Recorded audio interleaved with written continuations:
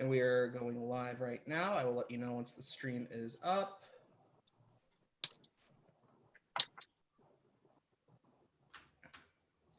All right. Hello, everybody, and welcome to the inaugural POOGLE Open Mic. Tonight, we've got a great list of performers for you all. We've got an international crowd of comedians here to try to make you laugh, give you some hee-hees, give you some ha-has, basically get you through all this fucked up bullshit we're all dealing with. I'm your host, Sergio Trevin Verdusco, and I want to thank you all for joining us.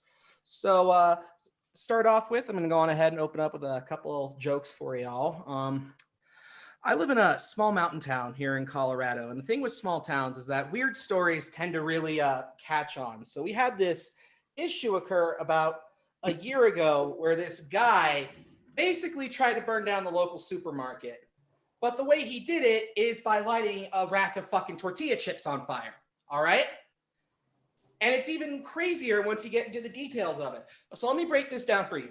Guy walks into the store, casually pulls out a lighter, lights the tortilla chips, and while those motherfuckers are starting to go up in a blaze, what does he do?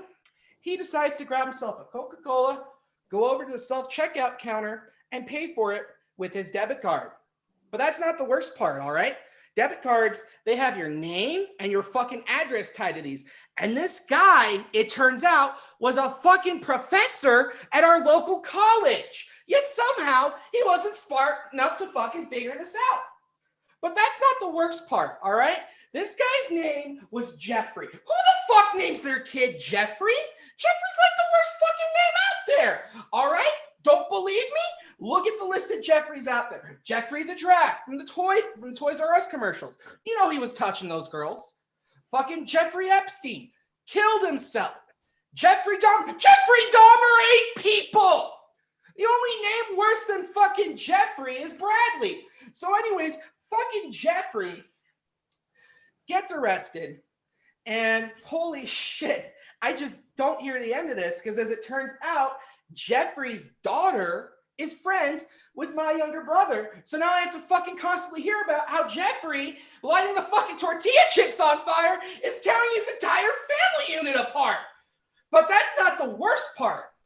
Let me tell you, the worst part is that I found out Jeffrey lives right across the goddamn street from me.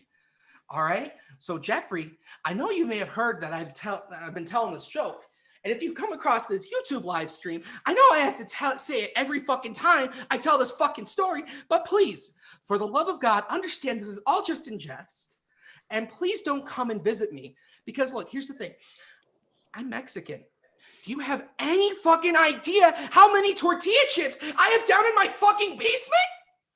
Let me tell you, if you knew, you wouldn't be surprised when this house was up in a huge fucking ball of flame. Okay.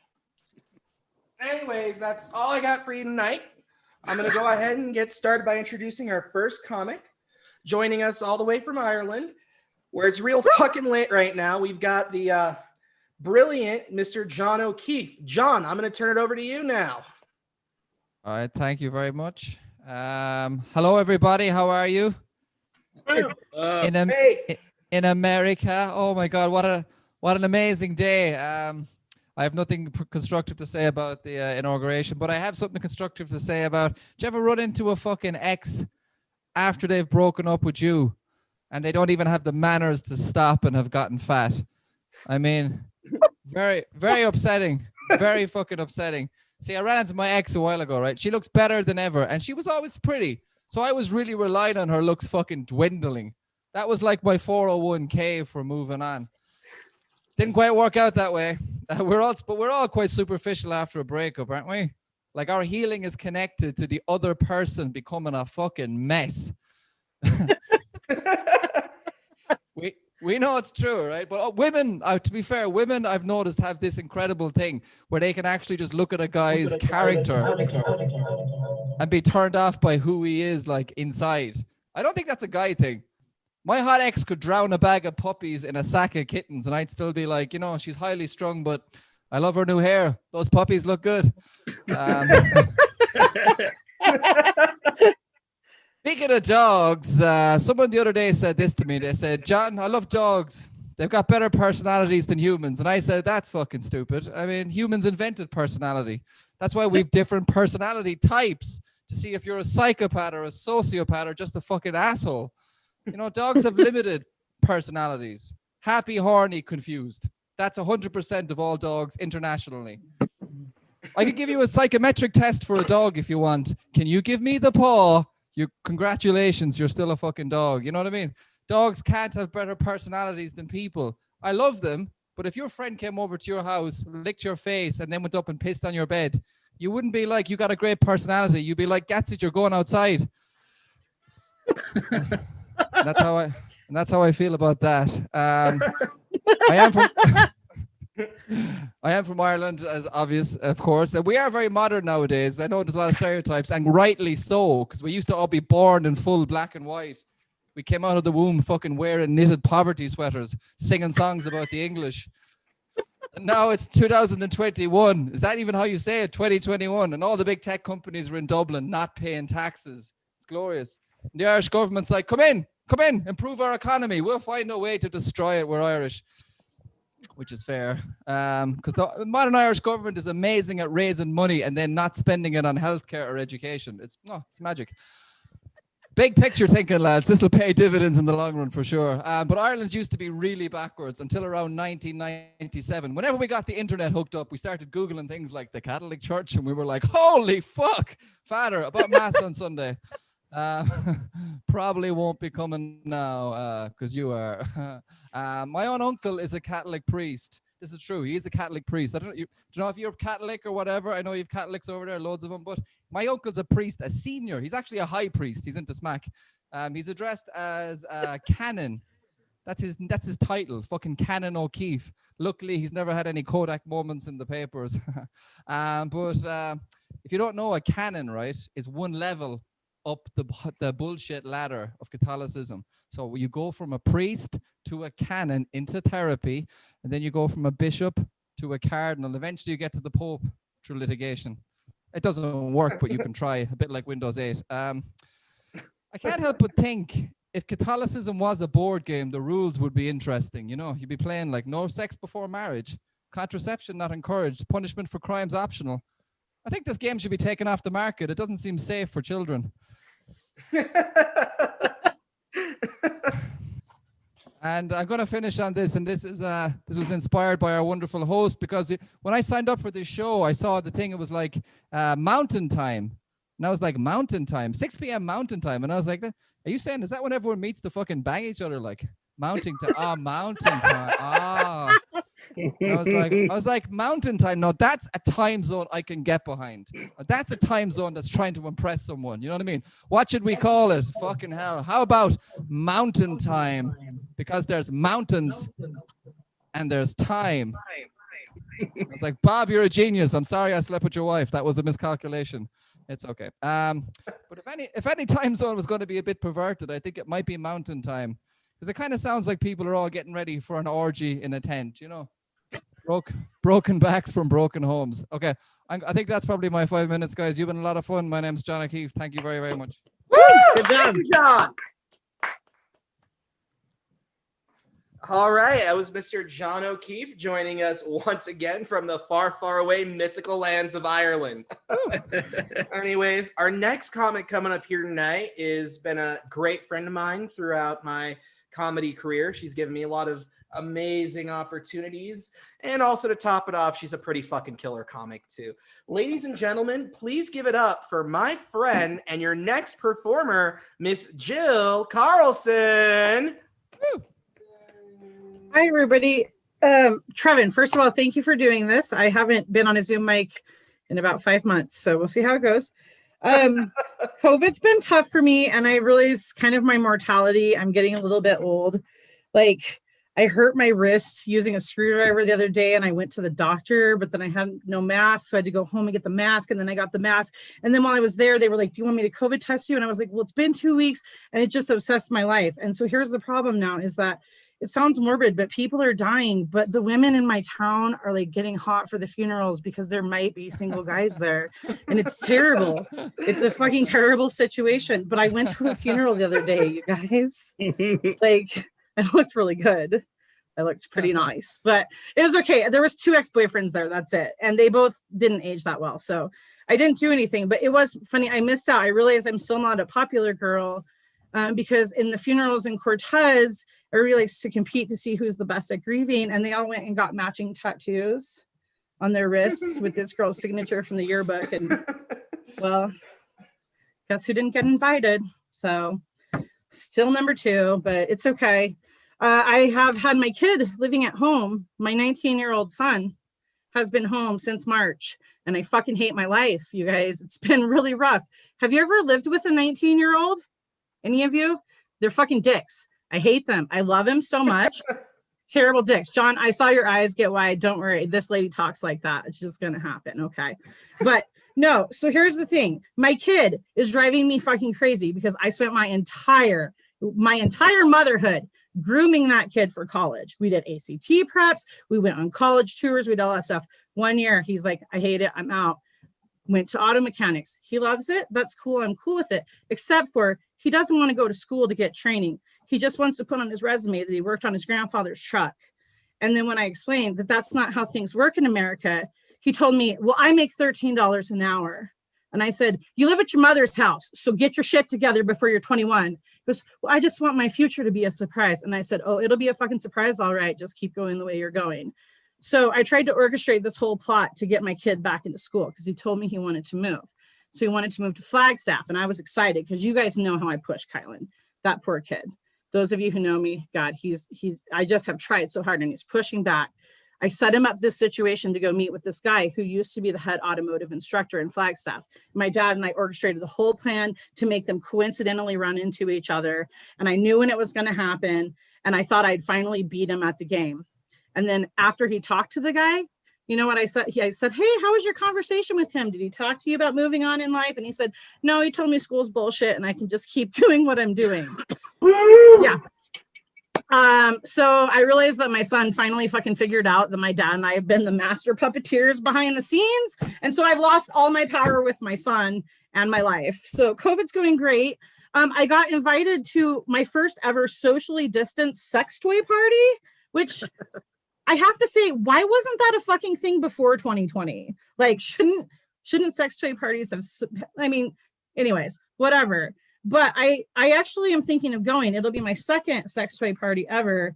The first one I went to during the pre-COVID era, I didn't eat all day. I drank a bunch of gin and I got really fucked up. And then it was an invite only party because it was my friend's first birthday. I know it sounds weird, but she was Jehovah's Witness and she finally left the church. So we had her first birthday and it was a sex toy party. So I was obligated to go. And then when I was there and got drunk, I went to the bathroom and ran into Brenda, who wasn't invited to the party, but who had a lot of money. And she showed up and bought all of us dildos. And it was kind of fun. It was like Oprah's favorite things, like, you get a dildo, you get a dildo, you get a dildo.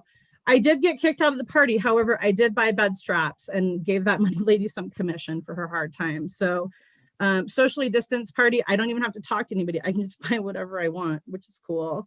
I did want to point out to all of you guys that Trevin and I have the same hairdresser during COVID.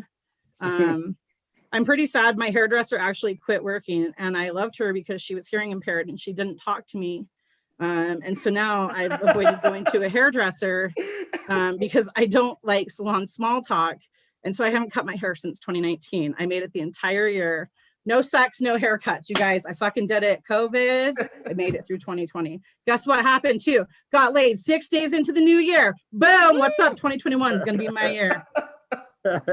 And I just want one final thing. I was defending Jeff's earlier, but Trevin, I did want to say you're right.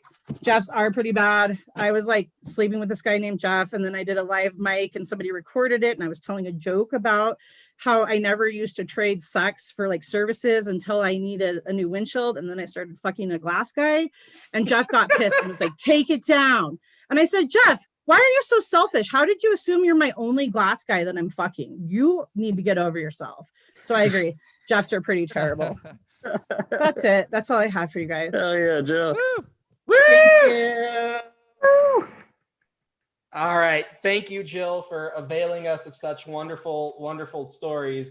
And it makes me happy to know that democracy was the only thing that got fucked on the 6th. Hey, good one, Trevin. Coming up is another great local Durango comedian. One of my best friends, but I don't know if I like him or if I'm terrified of him. Local favorite here in Durango, Colorado, and possible future militia leader and terrorist ringleader. Give it up for Mr. Jason Bobforth. One sec. Oh Lord. Amateur mistakes. People got to spotlight the video. All right, Jason. Yeah. What do you mean? What do you mean? Possible potential future militia leader? Where are we? Oh man, so like I remember everyone was talking about how bad 2020 was, and for someone who's led the kind of life that I've led, like 2020, not all that terrible for me, right? Like, who knew that all the years of homelessness and incarceration would prepare me for a pandemic so perfectly, right? Because I'm really, really good at staying in a small confined space on my own for many hours at a time. But but then it finally happened, right? It was the last week of 2020, and I finally got some bad news, and it was because I was invited to a New Year's gangbang that fell through. Now I know what you all are thinking. You're thinking it fell through because of COVID. No, it did not. It fell through because of felonies. That's why the gangbang fell through. Like, it was already off to a bad start when we had to kick a guy out because he was asking what the mask policy was.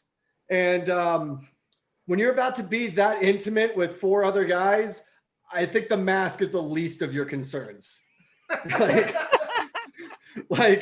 So we had to kick him out, right? Like, so he was gone because fuck that guy. And then a week before I'm about to head up to Grand Junction to do the Colorado Grand Junction New Year's gangbang of 2020, we get the call from the most important person in the gangbang, the one female.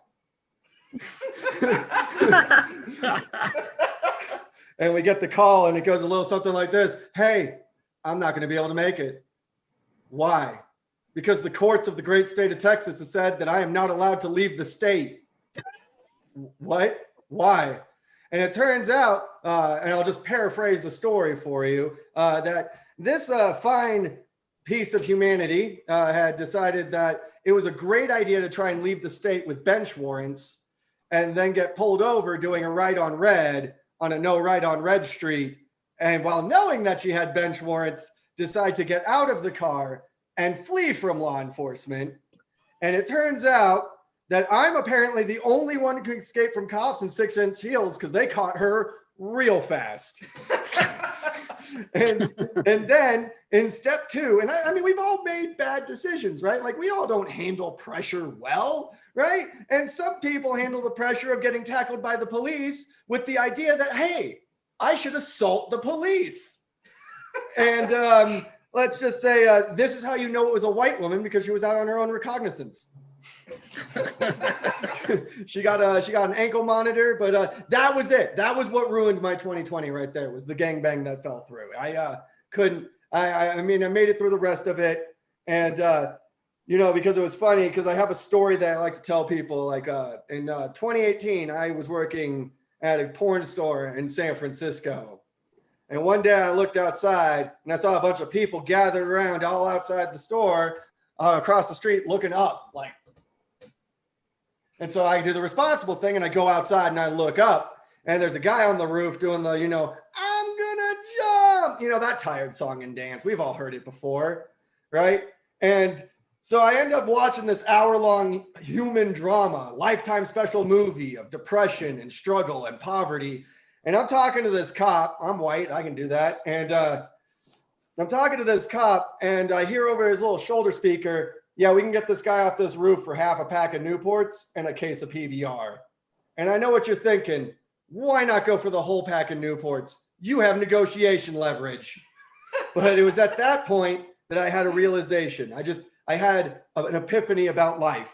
And that was that no matter how bad things get, no matter how terrible things are, no matter how many times I raid the White House, I will never be half a pack of Newports in case of PBR. Sad.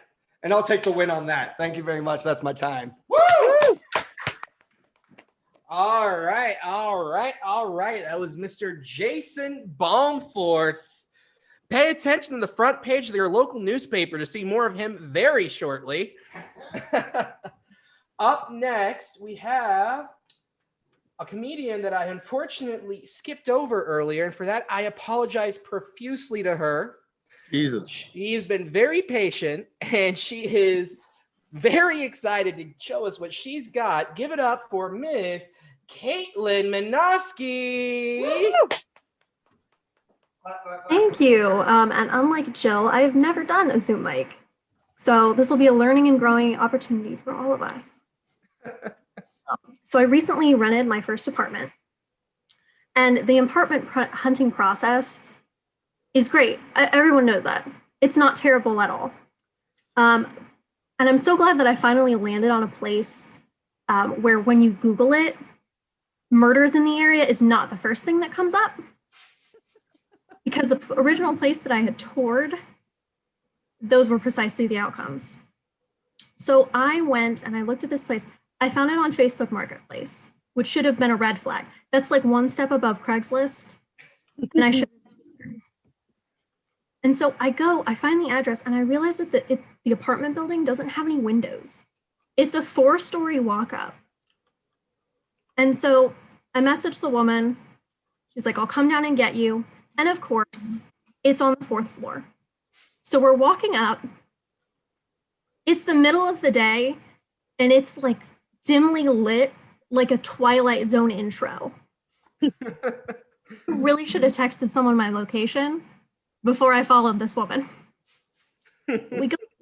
She goes to the apartment, and she reaches for the door, and she just pushes it aside because it's off the hinges. And so then we go in and she's like, let me show you the thing. And she gestures as if I can't touch all 4 walls with my arms outstretched. I look to the kitchen. There are 2 hot plates, 2 kettles, 2 refrigerators. Like, why do you have 2 of everything? And she's just like, Jeff?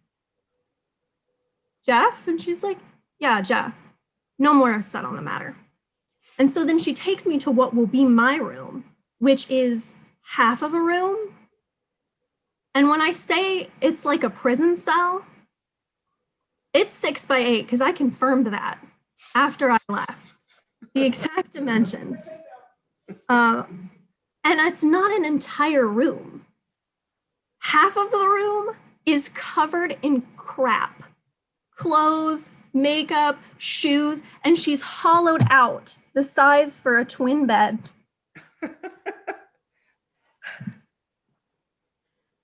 And so then she's like, I'm glad that you've seen your accommodations.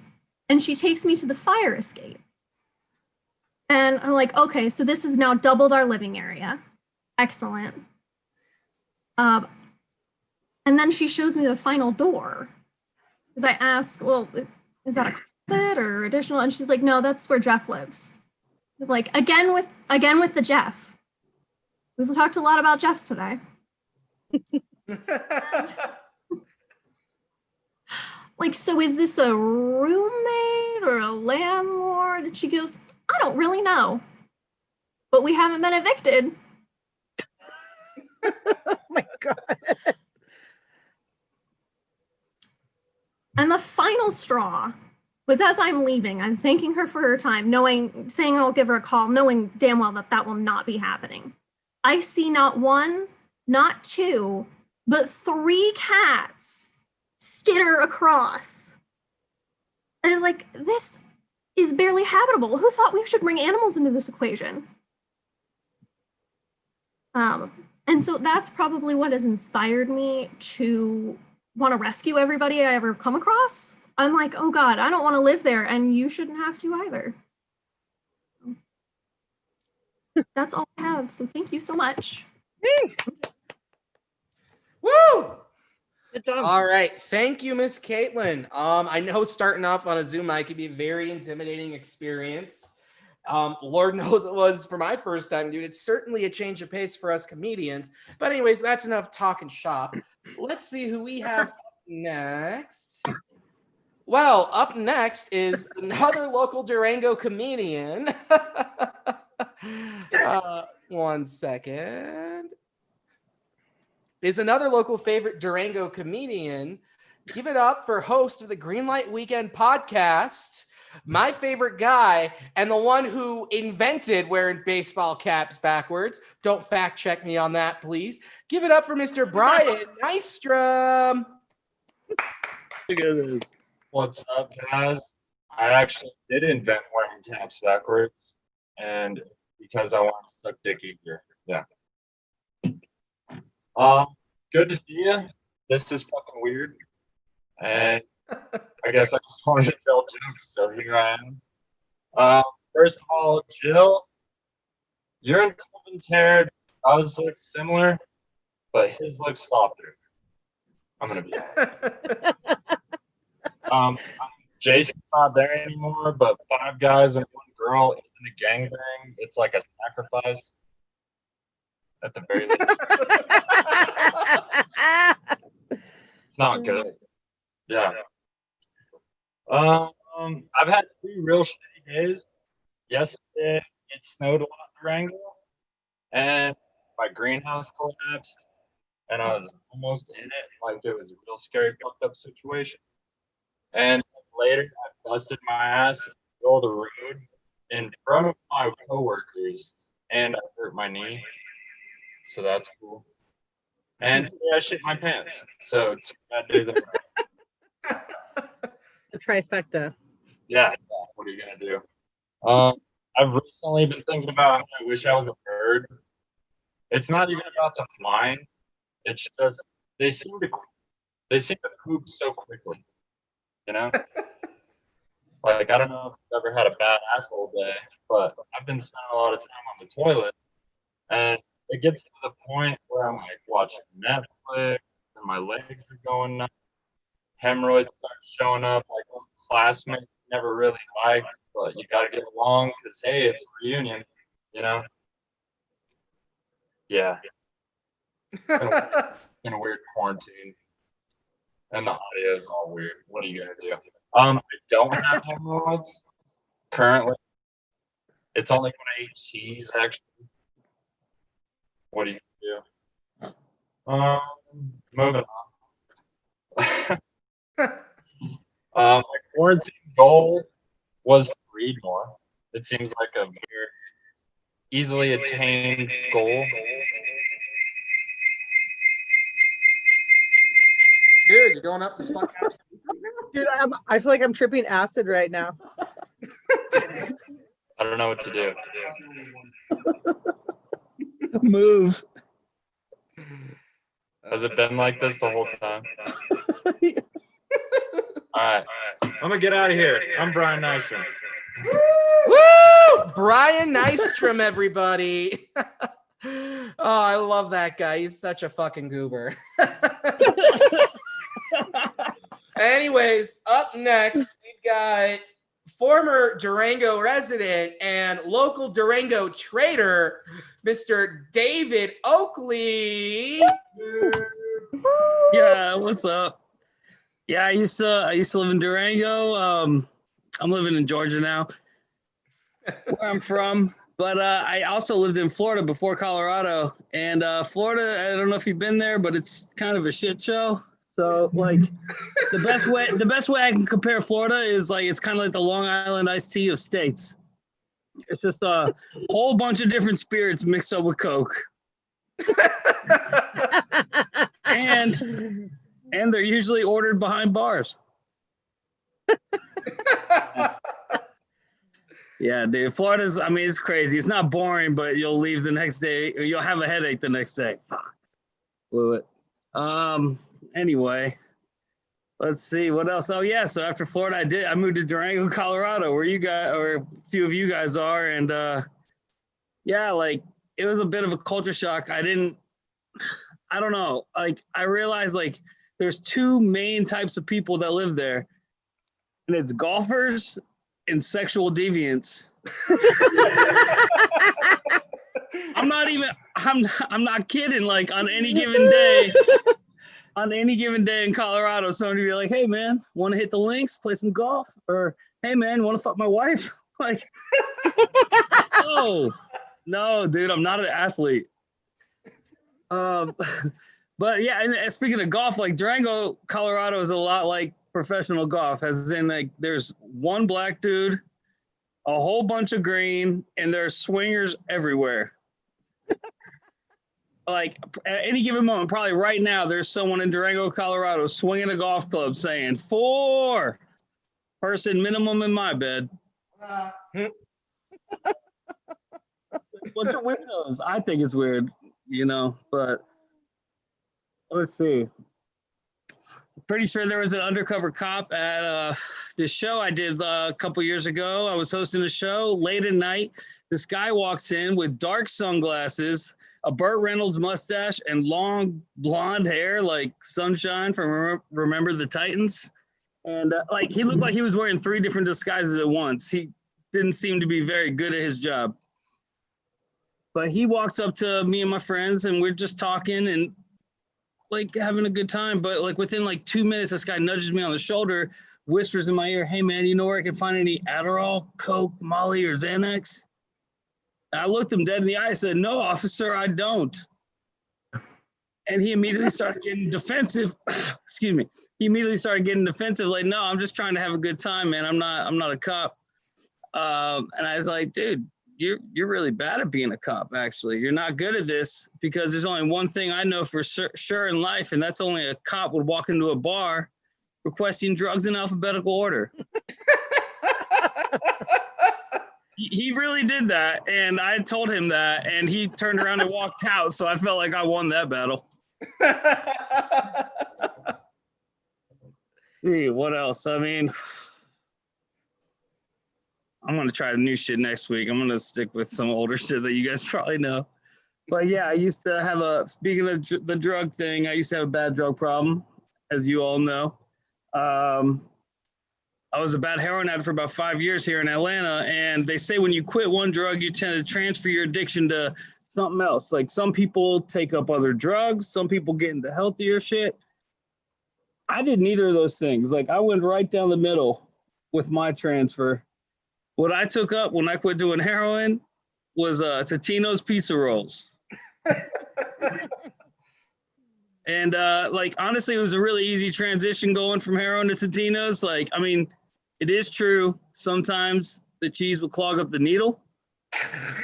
But I mean, that's why you got to get them while they're hot. It goes through smoother. But no, all right. No. But there are some real similarities between Totino's and dope. And it's like, for one, they both are going to give you a little tummy ache. You're going to get a stomach ache after a little bit. For 2, I treated it the same way as I treated dope. I'd go out, buy a bag, come home, bust out the aluminum foil, and I'd cook that shit up. And then third, and most importantly, is after a little while, they're both going to make you a little sleepy. And, that gave me a thought. Like, I started thinking, like, man, that would be my angle. If I ever got the job of being the Totino spokesperson, my angle, my slogan would be Totino's Pizza Rolls. You always wake up from our naps. And I love ending my sets on dark food jokes. So that's my time. Thank you. All right. That was David Oakley, everybody. And he was the last comedian that we have this evening. I want to thank everybody that tuned in on our YouTube live stream for joining us for the first episode of what will surely be a hot, steaming fucking trash fire for the next 3 weeks. But hey, at least it'll be a fucking entertaining one, and you'll get a couple laughs in along the way. Trevin, would you do a thing where you give us the names of the other people so we can get their social media and stuff? Yeah, sure thing. Can we talk about this here in a minute, though, Jill? We're still live. Sure. All right. So I want to thank all of our wonderful performers tonight. Once again, we had Mr. John O'Keefe, Miss Caitlin Minosky, Jill Carlson, Jason Baldforth, Brian Nystrom and Dave Oakley, thank you so much for joining us tonight. And we will see you next week, same time, same place.